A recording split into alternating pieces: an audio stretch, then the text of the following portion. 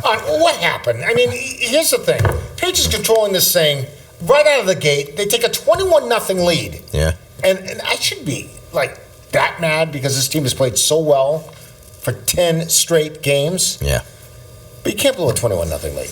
Go ahead, Mike. I'll start out. I'll give you my autopsy, Steve. I'm going to give you my bullet points. Go ahead. They lost control of the line of scrimmage in the second half. Run defense, pad level was high.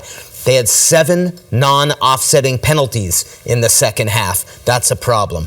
I would say offensively, they had 1 running play called in the third quarter when the game started to turn. And Steve, I think we also should give some credit to Josh Allen, the reigning MVP, James Cook, the Bills. They hung in the fight. Yeah, I'll take the side. The Bills was interesting because that first possession of the second half was so critical for them, just from a mental standpoint. Like, hey, listen, we're down a lot. They just kicked a field goal before we went into to halftime, so we got to come out and let's make a statement.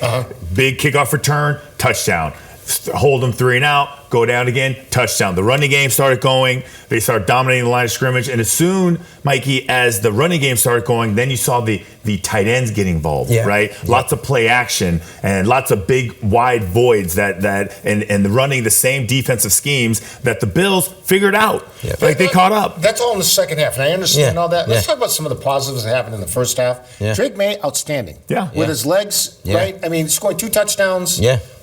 Great play calling. Yeah. Even had some trick plays from Josh McDaniels. Yeah, everything. Right. That's right. Maybe they used it too early. That's right. All of it too early. Well, and I thought Drake in the red zone with his legs was big. The red zone's been a little bit of an issue for them. So I think, Steve, you mentioned positives. I mean, as I went through the game, it was so disappointing the way it turned. And then I thought to myself, the defense, which couldn't stop the Bills on 5 straight drives, actually did stop them at the end and gave the offense the ball back with a chance to win, and they didn't do anything with it. So it was just, it sort of added to the disappointment. But as a positive, they had the ball with a chance to win at the end of the game against the 5-time defending AFC's champs. There was I know a lot of people even at the game where they're feeling so happy, people texting, people tweeting, oh, this is the best ever, just almost like, congratulating and celebrating before the game moves over. I just wasn't buying it because it's just, you just see Josh Allen do it so many times. We're talking about the positives here.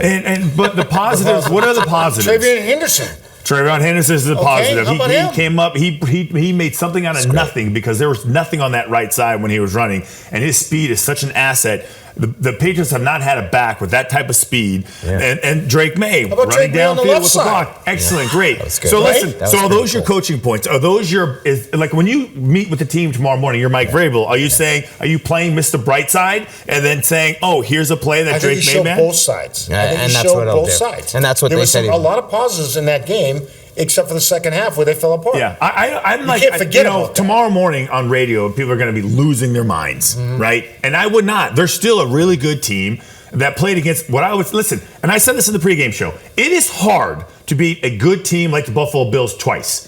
Regardless of whether you play at home or away, like their situation was dire. They weren't going to give up. It's an older team, a veteran team that knows how to win, that doesn't freak out when things don't go their way. So I'm not surprised at all that they won this game, right? I'm just not. The problem is they didn't make adjustments to Buffalo's adjustments. Yeah, and maybe there was some stuff with the adjustments, Steve, but I actually would simplify it.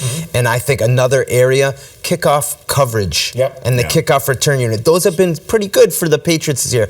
Not on this day. And I think field position-wise, I think the Bills' average drive start was like their own 46-yard line. Patriots was their own 28-yard line. You're giving up 18 yards of field position. It's hard to win that way. So improve the run defense, tighten up the special teams. Just so I can add to that, as a player, if you're on offense coming onto the field and your kickoff return team doesn't do anything and you get the ball to 20, I know that doesn't happen anymore. Or a penalty. Right, or a penalty and you're backed up. You're like, oh man, we got a long way to go.